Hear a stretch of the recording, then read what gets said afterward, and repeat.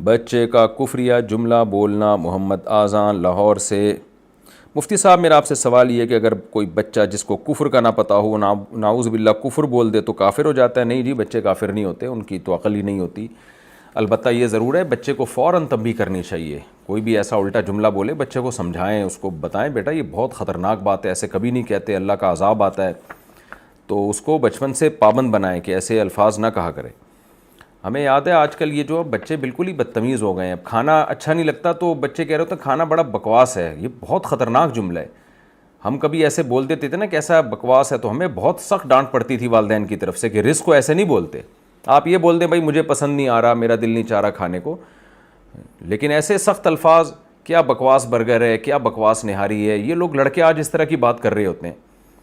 تو وجہ اس کی ہے کہ بچپن میں ماں باپ کی طرف سے ڈانٹ نہیں پڑی ہوتی ان کو. میں دیکھتا ہوں ہوٹل میں کبھی بیٹھے ہیں نا، کھانا مرضی کا نہیں ہے تو لڑکے اس طرح کہہ رہے ہوتے ہیں یار کیا بکواس بریانی ہے. تو یہ غلط بات ہے بھائی، رزق کو آپ بکواس کا لفظ استعمال کر رہے ہیں. رزق کی ہمیں توہین کی اجازت نہیں ہے. تو ہمیں یاد ہے میں نے زندگی میں پہلی دفعہ جب یہ لفظ بولا نا بکواس کا لفظ، مجھے والدین کی طرف سے بہت ڈانٹ پڑی تھی کہ روٹی کو رزق کو نہیں کہتے ایسے بکواس. تو ماں باپ بچپن میں ڈانٹتے نہیں ہیں تو زبانیں کھل جاتی ہیں. رزق کے بارے میں بھی ایسی باتیں کر رہے ہوتے ہیں اور بڑوں کے بارے میں بھی، علماء کے بارے میں بھی، قوموں کے بارے میں بھی.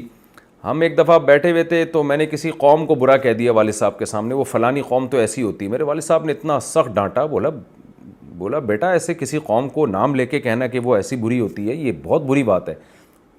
تو اتنی زور کی ڈانٹ پڑی تھی کہ وہ والدہ بھی تھیں، دونوں کی طرف سے ڈانٹ پڑی.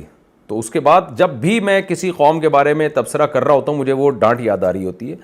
تو میں کوشش کرتا ہوں کہ ایسا تبصرہ نہ کروں کہ بالکل کسی قوم کو میں یوں بولوں کہ وہ قوم ایسی ہوتی ہے. تو وہ ایک زور کی ڈانٹ جو ہے نا میرے کانوں میں گونجتی ہے. حالانکہ اس واقعے کو میرا خیال ہے اس وقت میری عمر 8-9 سال ہوگی. تو ماں باپ کو چاہیے بچوں کو غلط الفاظ بولنے سے روکیں. کفری الفاظ تو بہت ہی خطرناک ہیں، اس سے کم درجے کے الفاظ بھی جو نامناسب ہوتے ہیں والدین کو چاہیے بچوں کو ڈانٹنا چاہیے اس پہ کہ یہ غلط الفاظ ہیں، یہ نہیں بولا کرو.